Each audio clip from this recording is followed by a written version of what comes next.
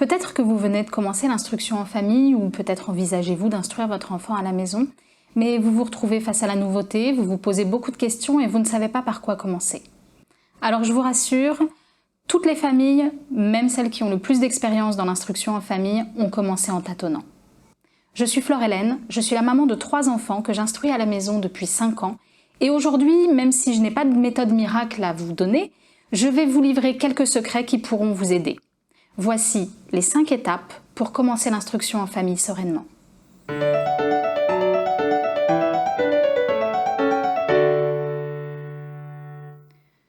Pour la première étape, je vous propose de vous poser la question « Pourquoi ?» Pourquoi ai-je choisi d'instruire mon enfant à la maison plutôt que de l'envoyer à l'école? Pour quelles raisons et dans quel but? Faites la liste des motivations qui vous ont poussé à aller vers l'instruction en famille. Faites aussi la liste de ce que vous attendez de l'instruction en famille, de ce que vous espérez comme but. Demandez à votre conjoint de faire une liste lui aussi, et si votre enfant est suffisamment âgé pour prendre part à la décision, demandez-lui aussi de faire la liste de ce qu'il a envie dans cette instruction en famille. Ensuite, confrontez toutes ces listes et vous en tirerez la direction générale de votre instruction. Vous comprendrez mieux vos motivations, vous serez au clair avec les buts que vous voulez atteindre. Parce que nos premières motivations sont généralement ce qui guide notre manière d'instruire et notre manière de vivre ensemble. En effet, vous n'adopterez pas le même mode d'instruction en fonction des motivations qui vous ont poussé à choisir l'instruction en famille. Si vous avez décidé d'instruire votre enfant à la maison pour le sortir d'une situation difficile à l'école, une situation qui lui a fait du mal, alors vous allez sans doute adopter un mode d'instruction qui fait une part au formel, mais qui accorde aussi une grande part au développement émotionnel et à la confiance en soi de votre enfant. Si vous avez choisi l'instruction en famille pour respecter le rythme de votre enfant ou pour adopter un mode de vie plus lent, plus slow comme on dit en anglais, vous allez sans doute vous tourner vers des pédagogies qui ressemblent plus au unschooling, des pédagogies qui permettent beaucoup de liberté. Au contraire, si vous avez choisi l'instruction en famille pour offrir une instruction plus riche que celle que votre enfant aurait eue à l'école, vous allez vous tourner vers des méthodes très formelles et plutôt classiques. Évidemment, votre instruction en famille évoluera avec le temps et avec vos enfants qui grandissent. Donc je vous invite vraiment à vous reposer cette question « Pourquoi ?» Pourquoi je commence l'instruction en famille, mais aussi pourquoi je continue, pourquoi je décide de ne pas remettre mes enfants à l'école, du moins pas pour le moment. Cette question vous permettra de faire un bilan sur ce que vous avez déjà fait, de ce que vous avez réussi, ça fait toujours plaisir, et ce que vous attendez pour la suite. La deuxième étape pour commencer son instruction en famille sereinement, créez votre communauté. Lorsque les enfants sont scolarisés, tous les jours ils rencontrent d'autres enfants qui vivent la même réalité qu'eux, une réalité qui se passe à l'école, et naturellement les amitiés se créent. Les parents se rencontrent à la sortie de l'école et remarquent qu'ils ont des modes de vie qui correspondent et deviennent eux-mêmes des amis. Les amitiés se créent facilement parce que les rencontres se font par le biais de l'école. Les enfants instruits en famille ont des amis aussi. Souvent des amis qu'ils rencontrent au parc ou dans les loisirs extrascolaires. Mais ce sont souvent des amis qui sont scolarisés et qui ne vivent pas la même réalité qu'eux. Pourtant, c'est très important de fréquenter une communauté qui connaît les mêmes problématiques, qui est confrontée aux mêmes problèmes, aux mêmes situations, aux mêmes joies aussi. Une communauté dans laquelle on peut se reconnaître. En tant que parent d'enfants instruits à la maison, je vous invite à aller sur les réseaux sociaux et à chercher des groupes d'instruction en famille de votre région, à participer à des rendez-vous et surtout à ne pas hésiter à créer des rendez-vous si vous voyez que le groupe n'est pas très actif. Cela vous permettra de rencontrer d'autres familles, parce que les rencontres ne se feront pas aussi naturellement qu'à l'école, mais les gens seront toujours très heureux d'essayer d'avoir la possibilité de rencontrer d'autres familles qui vivent la même réalité qu'eux. L'instruction en famille est un mode de vie atypique. Donc appartenir à une communauté qui partage ce mode de vie atypique vous permettra de trouver un soutien dont vous aurez sans doute besoin à certains moments. Par exemple, si vous êtes une maman qui instruit à la maison et que vous vous sentez fatiguée et que vous confiez votre fatigue à une personne qui ne jure que par l'école, cette personne va sans doute vous répondre cette phrase qu'on a toutes entendue « Bah pourquoi tu les mets pas à l'école ?» Si vous vous confiez à une maman qui instruit à la maison elle-même, Elle entendra cette fatigue, elle la comprendra parce qu'elle la connaît, et peut-être qu'elle vous livrera quelques astuces qui lui ont permis de soulager un peu son quotidien. Pour les enfants, c'est la même chose. Si vos enfants fréquentent des enfants qui sont scolarisés, ils ont sans doute déjà entendu ces phrases comme « comment tu peux savoir ça puisque tu vas jamais à l'école ?» ou alors « Ah, mais t'as de la chance d'être instruit à la maison, toi, t'es en vacances tout le temps en fait !» Alors que nos enfants savent que même en instruction en famille, on travaille.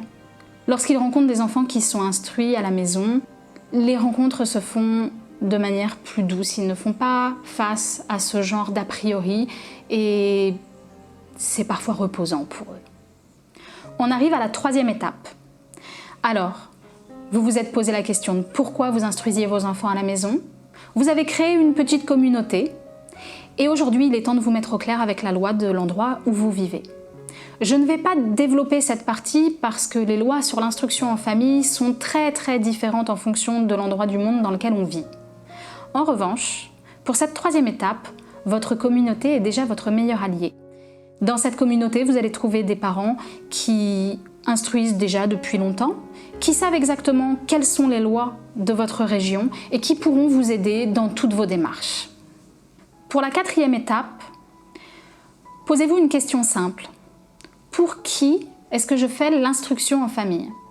Alors il ne s'agit pas de se demander si on le fait pour soi ou pour son enfant ou pour la société ou pour plaire à quelqu'un. Non, pas du tout. Demandez-vous qui est votre enfant. Vous êtes lancé dans l'instruction en famille, vous commencez à faire quelques activités, vous commencez à travailler un peu avec votre enfant. Prenez le temps d'observer votre enfant. Regardez-le jouer, regardez comment il se comporte au travail et essayez d'apprendre qui est réellement votre enfant et vous connaîtrez mieux ses besoins. Évaluez ses besoins justement. Est-ce que vous voyez que votre enfant a besoin de bouger, de beaucoup bouger, de toujours sauter, tourner, courir partout ? Oui, alors dans ce cas-là, proposez-lui des activités qui lui permettront de se défouler. Laissez-le apprendre une leçon en tournant autour de la table ou faites-lui faire des maths en sautant, en jouant à la marelle ou en faisant de la corde à sauter. Si au contraire votre enfant est plutôt calme, qu'il a besoin d'être posé pour apprendre, vous allez lui proposer des cahiers à remplir, des petites feuilles d'exercice, un environnement plus calme, plus posé. Soyez également attentif au goût de votre enfant et à ce qui l'intéresse. Si votre enfant apprend à compter, il aura sans doute beaucoup plus de motivation de compter des petites voitures si les voitures sont sa passion plutôt que de compter des cubes. S'il est intéressé par les dinosaures, alors allez explorer les livres sur les dinosaures. Qui sait, il apprendra peut-être à lire sur un livre documentaire. Suivez les goûts et les passions de vos enfants car elles orienteront beaucoup votre façon d'instruire. Vous pouvez également évaluer le profil d'apprentissage de votre enfant. Est-ce qu'il a besoin d'entendre les leçons? Est-ce qu'il a besoin de les lire? Est-ce qu'il a besoin de manipuler? Connaître son profil d'apprentissage vous permettra de lui proposer des activités qui lui correspondent et qui lui faciliteront l'apprentissage, mais ça peut être aussi l'occasion de lui proposer des choses qui le mettent un petit peu plus en difficulté parfois, sans le braquer, et qui lui permettent de s'ouvrir à des méthodes d'apprentissage qu'il ne maîtrise pas encore, et à lui diversifier ses façons d'apprendre pour que plus tard, il connaisse de nombreuses méthodes et qu'il puisse changer ses méthodes en fonction de la leçon qui se présente à lui. Enfin, tout au long de votre instruction à la maison, continuez à bien observer votre enfant. C'est lui qui doit être au centre de l'instruction. Et mieux vous le connaîtrez, plus vous aurez de facilité à l'accompagner. Et voilà la 5e et dernière étape. Lancez-vous et ajustez. N'ayez surtout pas peur de vous tromper. Vous allez vous tromper un jour. Il vous arrivera de proposer une activité à votre enfant qui ne lui correspond pas et qui fera un fiasco. Ce jour-là, ne le vivez pas comme un échec. Au contraire, tirez-en des enseignements. Peut-être que cette activité, cette méthode ne sont pas faites pour lui. Peut-être que ça n'est pas le moment. Ou peut-être que c'est à vous que ça ne correspondait pas et que vous n'arrivez pas à rentrer dans ce projet. Ça n'est pas grave. Vous avez appris des choses sur votre manière d'être, sur votre famille, sur votre enfant. Et ça sera toujours bénéfique pour l'avenir de votre instruction. Gardez ce qui fonctionne dans votre instruction en famille, mais sans pour autant vous y accrocher. Une méthode peut fonctionner super bien avec un enfant et puis du jour au lendemain, ça ne marche plus. Ça n'est pas grave, votre enfant a juste grandi, il a évolué et ce qui a marché hier ne fonctionne plus. C'est peut-être le moment de ressortir l'activité qui n'avait pas marché le mois dernier d'ailleurs. Ne cherchez pas non plus à coller parfaitement aux théories et aux pédagogies qu'on trouve dans les livres. La vie est beaucoup plus riche que quelques lignes imprimées sur du papier. Vous trouverez sans doute de merveilleuses idées dans les livres et vous pourrez les appliquer. Mais si ça ne marche pas, ne vous y accrochez pas forcément. Gardez en tête que tout est possible parce que votre instruction en famille, il s'agit d'instruction, mais il s'agit également et surtout de famille. Donc vous faites cette instruction pour votre enfant, pour votre famille, et elle doit vous correspondre. Vous pouvez tout à fait adorer une pédagogie, la pratiquer très consciencieusement, mais en éliminant tout un principe parce que celui-ci ne vous correspond pas.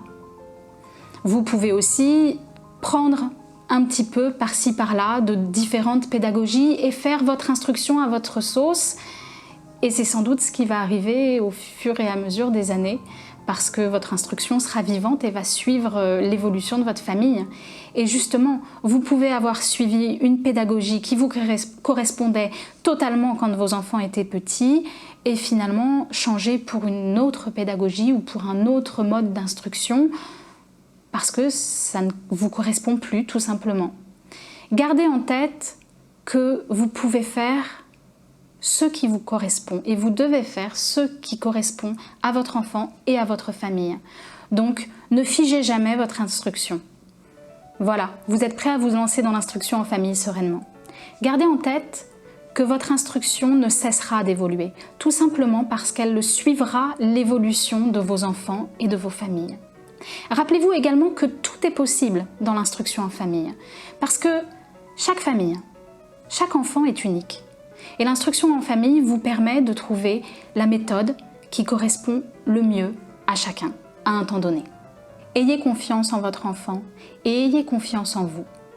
Parce qu'en tant que parent, vous êtes la personne qui connaissait le mieux votre enfant et donc vous êtes la personne la mieux placée pour l'accompagner.